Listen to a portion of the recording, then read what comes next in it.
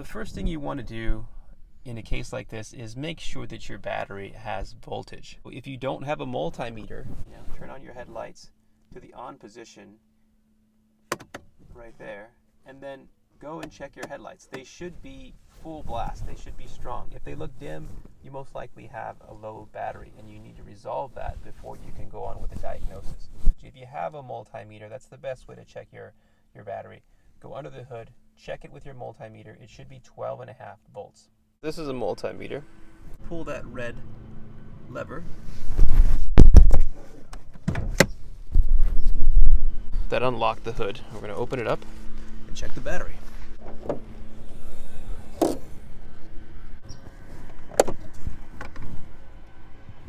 Remove these 3 clips. There's one in the middle.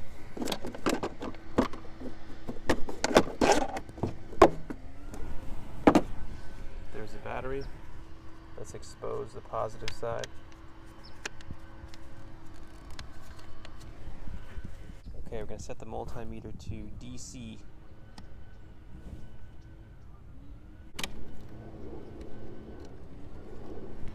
Positive. Okay, so this battery is a little low. It's at 11.99. I'm going to start to charge it with a trickle charger. I'm going to try to get it up to 12.5 volts. So a healthy battery is at 12.5 volts, and it's down to 11.99, and we want to get this back up to 12.5 volts to continue our diagnosis. So how to diagnose a faulty steering lock in one of these W204 models. This is a C300. This goes for C250, C63 AMG, C350, all the W204 chassis, any C-Class from 2008 to 2014. All right, also GLK 350 from 2010 to 2012. We're first going to keep the door open, okay? Steering wheel is currently locked. Most of the time it's going to be in the lock position. Every now and then you'll get one that's failed in the unlocked position, okay? So just because it's not locked doesn't mean that you don't have this issue. So now we're going to take the key and we're going to put it into the ignition switch. Okay, so we heard a ding and we see the message, take your key from ignition. Okay, so this message is here whenever you have the key in the ignition switch and the driver door is open. If I close it, it goes away. It's a reminder to remove your key. It thinks you're exiting the vehicle because you open the door. So it says, take your key from ignition, don't leave it in the car. It doesn't mean that you have this problem. It will in fact be there after you solve this problem. What does mean that you have a steering lock issue is that you have the key in the ignition switch and the steering wheel is still locked. It shouldn't be locked right now. When you put the key in the ignition switch, a functioning lock will open up, and this is obviously still locked. And if you turn the key to position 2, that's 1, 2 clicks to the right, right now you should have dash lights on, but as you can see there are no dash lights. You should see yellow and red dash lights. There's a little check engine light, there's an airbag light, and all of those should be on right now. The windows don't work either. They don't roll down, they don't roll up. Another clue here that it's a steering lock, this one has a clicking noise when you put the key into the ignition switch. It's a very light clicking noise. It's happening underneath, inside down here at the steering column, okay? But you can hear it very slightly. I don't know if you're going to be able to hear it, but here it goes.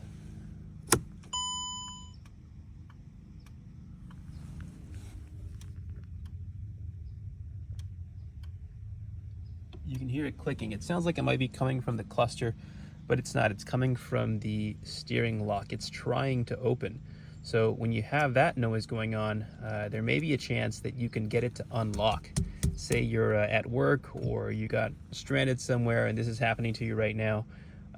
What you can do is you can leave the key in the ignition switch and you can take the wheel in 2 hands. You can bang it against the lock. Try to bang it pretty hard.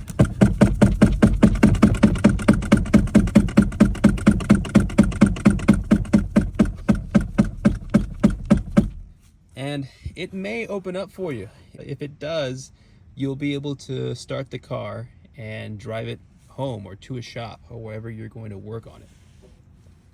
Of course, once you remove the key, it'll lock up again if it's working properly, and it may not unlock again, so you don't know how many times you're going to be able to do that. See, I can hear it clicking.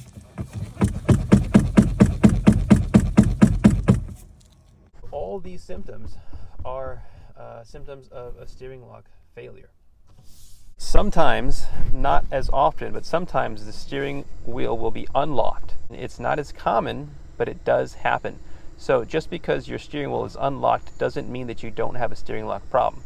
The way the steering lock works is when you remove the key from the ignition switch, the steering wheel should lock. If the lock was functioning properly, it would lock on key removal. If your car won't start and your steering wheel is not locked, you can actually move your steering wheel. This one's locked, so I can't move it. But if yours is unlocked, you can actually turn the steering wheel. It would be really hard to turn because there's no power steering, so it's difficult to turn the wheels. But if you can actually turn your wheels and you see your wheels moving outside the car, then that means your steering wheel is not locked. It should be locked when the key is out of the ignition switch. And if it's not, you also have a failed steering lock. If it is not locked when the key is out of the ignition switch, that's a steering lock issue. You have a failed steering lock. So I'm sitting in the C-Class. I've got the steering lock issue. So you have to call a tow truck, right? And now, how do they get it into neutral? Well, there's a little button here that you can press to get the car into neutral. You lift this up. This is just kept in by clips. You can just pull this up with your finger, okay? Pulls up like this. And right down there you see a yellow button, that little yellow button. You depress this button, and then you can shift the steering wheel. I'm going to use my other hand, excuse me. Make sure you're holding onto the brake if you're on a downhill. But there you go, we just shift into neutral, okay? We know that you have the steering lock problem. You're going to send me your ignition switch and key. Obviously the next question is, how do I get this ignition switch out? First thing you're going to do, for this one, you're going to have to remove the airbag, and then you remove the steering wheel, okay? And then you're going to remove the steering column module, which is right under the steering wheel. It has these combination switches sticking out the left-hand side here. This whole plastic piece here comes off as one unit, okay? Very easy to remove once you get the steering wheel off and once you get the airbag off, okay? So let's take this key out. There's this trim down here. See this trim? This is what's covering access to the ignition switch. So that's what we're going to work on first. Let's just get this out of here. First thing you need to do is just remove this trim for the instrument cluster. And you can just use your fingers for this, but you might also want to use a plastic trim removal tool. But you can get it with your fingers.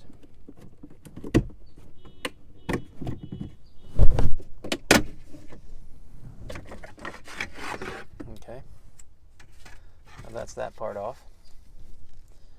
You do not have to remove the instrument cluster. I know there's a lot of videos out there where guys are removing the instrument cluster. You don't have to remove it. It doesn't help in any way. Here's what's next. There's these plastic pieces down here, and this you just pull off. Okay.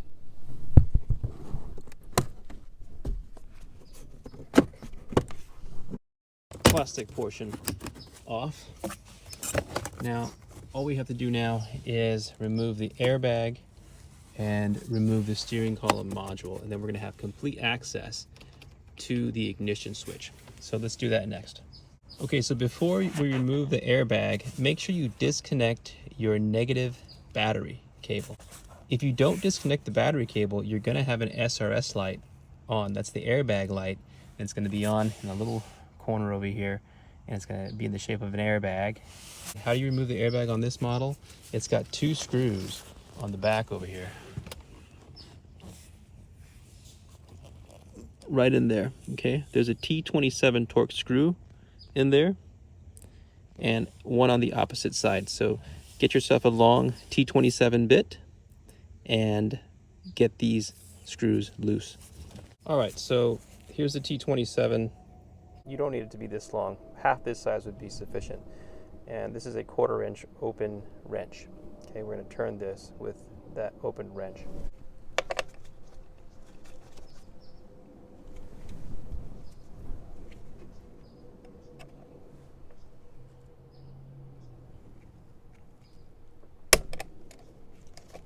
And it's cracked loose. And once it's cracked loose, you just turn it by hand, and you can see it's releasing. And now just get the other side, same thing, and the steering and the airbag starts to come off. All right, so I've gotten both sides, and now the airbag comes right off. Careful, because there's 2 connectors underneath. See these 2 connectors? You're gonna get those off next. There's just these little locking pins right there and at the bottom. Those pinch together, and then you pull them out. I like to use a pick, just makes this a little easier. And then you've got your big bolt for the steering wheel. Hopefully you have air impact tools or a heavy-duty impact wrench to get this off. Without those tools, this can be really tricky to get off, and you don't want to strip it. You'll have to use a breaker bar, probably a 24 or 36-inch breaker bar. The longer the better, and an extension and a 10mm hex to get in there. But by far, it's so much easier if you have the tools. And I've actually stripped one of these before. Then you got to drill it out and get yourself a new screw. It's a real headache. So use the impact tools. Go and borrow one from your neighbor or from your dad. Whatever you have to do to get one of these, it just makes the job a lot easier. Trust me on this one. All right, so I use a pick. I pull this one, I push this one down, and the other one the other direction, and then I pull it out. Okay, I'm going to do that not on camera because I need to use both my hands for this. So that is the airbag completely off now. Just these 2 connectors, take those off. Okay, leave those in there. And now we're dealing with this 10mm hex. I'm going to use my air impact. It makes it so much easier. Impact, 10mm hex. Okay. Make sure it's all the way seated. And it's off. Okay, the steering wheel just pulls off now. Before you pull the steering wheel off, you see how that thick line there is lined up and they marked it at the dealership? You can see that thick line there, and it's marked. And up here, same deal, also marked. So you want to put the steering wheel on the same point, okay? Because if you don't, it's going to be crooked. When you're driving straight, your steering wheel is going to be off, left or right, and you don't want that. If it's too far off, you're going to have a traction control light on. Okay, this is the next part. This is the steering column module.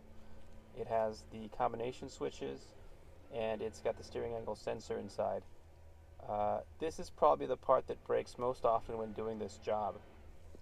It's delicate, so I'm not exactly sure how it breaks, but be careful when removing these connectors. After you remove the airbag screws, take these off carefully. Okay, don't be too rough with these. That may be a reason why this one breaks. And also make sure it doesn't move. Just leave it in this position. It shouldn't move because it's got a little locking pin. But if you move this too hard, it will move and it'll be off, and you don't want it to be off. Okay, so just pull this off. This just pulls right off.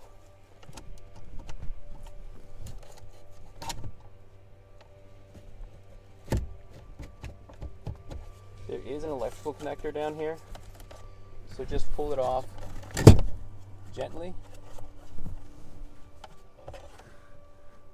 So there's the connector, and it's connected down there. So you'll have to remove that little black plastic clip. We're going to use our pick that we were using earlier.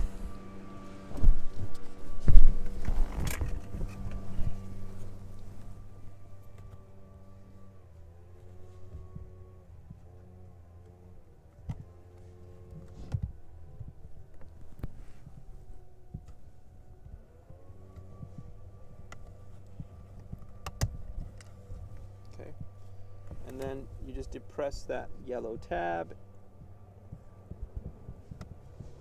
and pull the electrical connector out. You can do that now.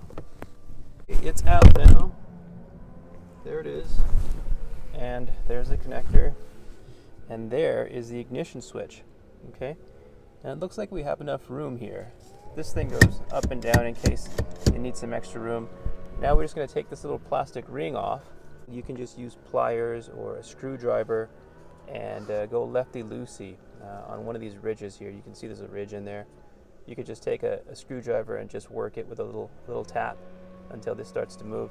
It's plastic, so it's a plastic nut. It's not on super tight. I have been able to remove these with just my hands when it's not too tight. There's 3 cables, 2 electrical and the floor shifter cable.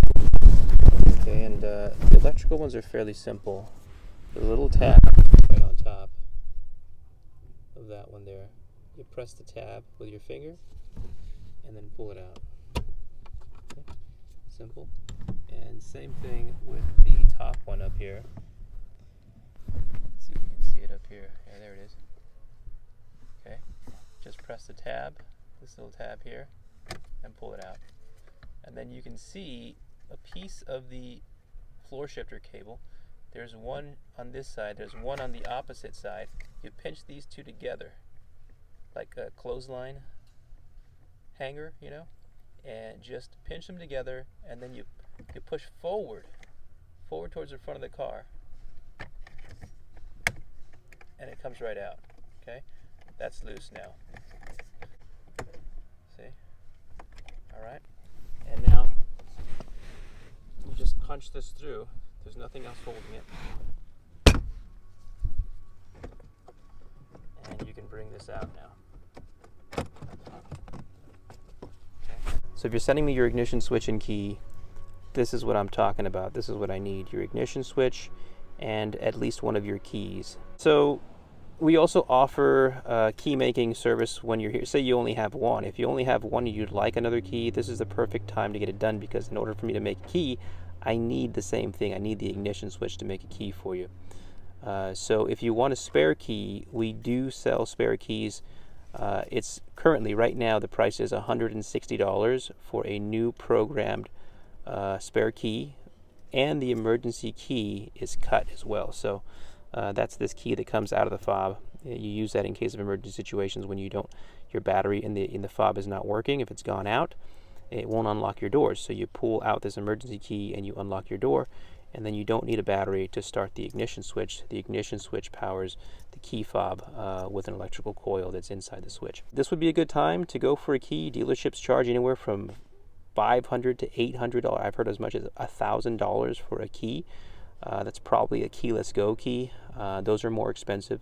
But these regular keys for non-keyless go vehicles, we program them and cut the emergency key for $160. So a really good deal. Okay, so next we're going to be working on getting the steering column out, and the best way to get these top screws is through the front here. There's a plastic venting tube here. This can just be moved out of the way. Pulls right out of the way. Okay, and I'm going to use a 10mm open wrench to get this screw off in here, and same over here. Okay, I'm going to crack it loose, and then I'm going to use my cordless wrench to get them off. I'm going to get it on here and just crack this loose.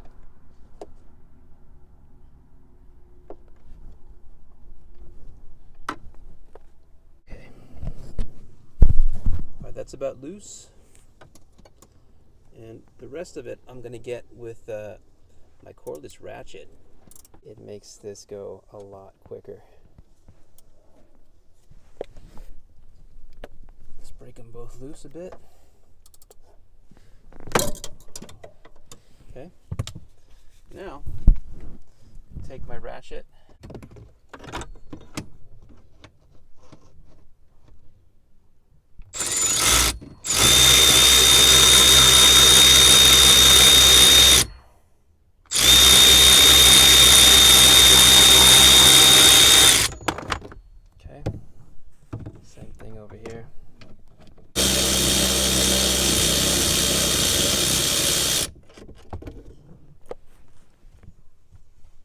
That's the top two screws out. Those are the harder of the two to get out. The other ones are underneath. So the next part I'm going to do is take off the kick panel, and we'll get the rest of this column out to cut out that steering lock. Okay, bottom bolts are right up here, easy to get to once you have the kick panel off. Okay, these are already out. Two sides. There and there. You can see they're already out. So before we can actually pull this out, there's three connections on there. There's the two motors for the telescoping steering wheel movement, up, down, and in and out. We have to disconnect those two. And then there's the electronic steering lock itself. I'll show you where they're at. Here it is. This little gray connector right here with the yellow marking on it. This is one of the motors. And this is the connector. The clip is up on top on this side. You can't see the clip, it's on the opposite side, so you just got to depress that clip and pull it off. There you go, and there's a clip.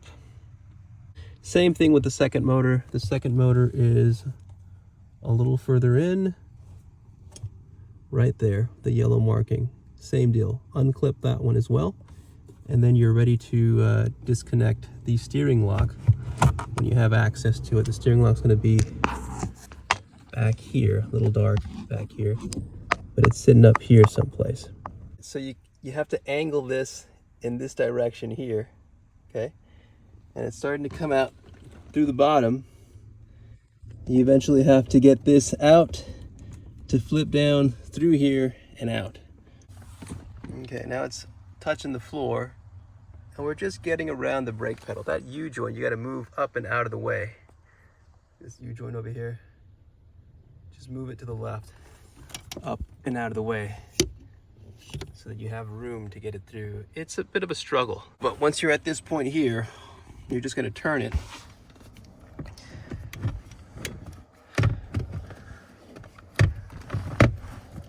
We're just going to turn it and pull it out. There, this guy has some extra wires in here. I just got to get around this. But yeah, now it's coming out. Just pulling it out through here like this. Okay. And that's it. It's not that simple, but you play with it. And main points are to get this out of the way. Make sure it's facing this direction as opposed to the other direction.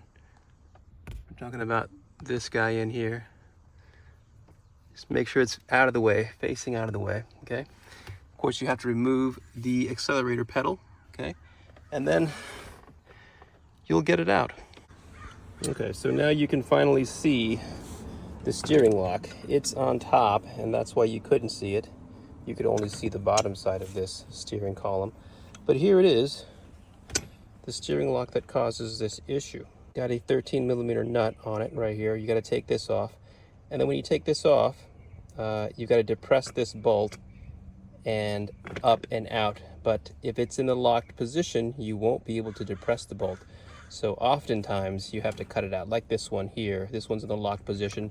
So I'm going to take this bolt off, and then I'm going to make a little hole right there with a drill. Then I'm going to move the gear inside by hand with a pick, and then that will come right off. All right, so I've got the steering column out on the bench. We're going to make a hole right here, and we're going to move this gear by hand. This is the last victim here. You can see that the hole was made here, and there's a little gear inside, a little white plastic gear. I'm going to be moving that with a pick. Let's make the hole in this one. You can see a circle here. We want to make the hole right on top, just like this one, right? See that? All right.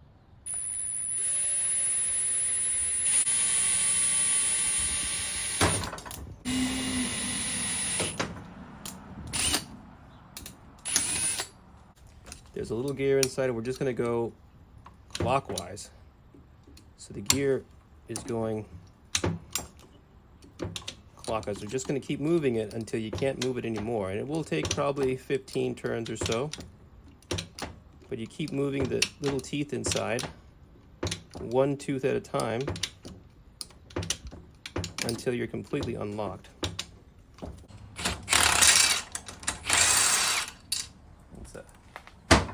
Okay, and then this bolt, so once it's completely open, you can just depress this fully and it comes out. That's how you get it out of the steering column. And this is going to be trash. Even if I hadn't messed it up this bad, it's still going to be trash. We're not going to use this anymore. We're going to replace this with the electronic emulator, which is way more reliable than this here. All right, so you just received your emulator and you want to know what you need to do to install it. There's a plug in the emulator that I sent you. This is a programmed emulator and it's ready to go back in this vehicle.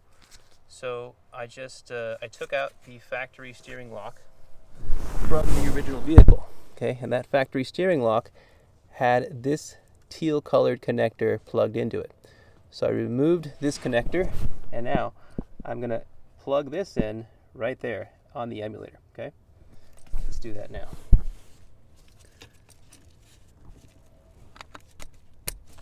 Okay, so there you go. It's installed. That's all you need to do. Just plug it in, and we can let it hang, or we can zip tie it up out of the way. Probably better to zip tie it so it's not banging around in here when you're driving. And I'm just going to zip tie this emulator up to this harness up here. There's a nice fat electrical harness right up here. This one here that I'm moving. So I'm just going to zip tie it up there. And that's it. It doesn't matter where you zip tie it. It's working now. We can stick the key in the ignition and start the car. So I zip tied it. It's up here on this harness. Now we're going to start the car. All right, so it's all back together now. There's the key. You should hear the emulator when you push the key in. Okay, key in. You heard the emulator sound. You hear that? Key in, turn to the right, twice, dash lights. All right, that's good news. You should see dash lights here. We're going to turn to the crank position. There we are.